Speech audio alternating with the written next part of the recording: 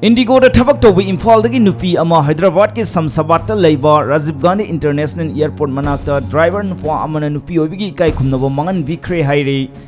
Thaudok asigi matang the victim Nupi asina Samsabat Airport Police Outpost da wakalakpadagi senariba driver adu fare haire.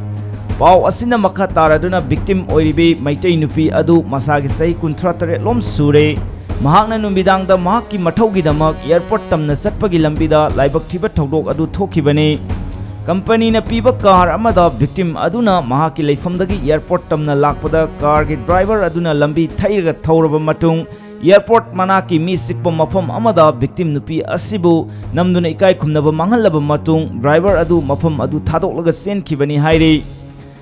Victim aduna Samsabad Airport Police Outpost the case ama register tawraba matung police na senaba mioi adu fanaba thiba humbagi thabak sathaki tungda accused adu Telangana ge Rangedi district ki Samsabad mandal da leiba masagi sahi kulhumdorom suraba Irapogu Prasan kauba mioi amani haiba khangba ngamki loinana senaba mioi ase kona police na phagatpa ngamki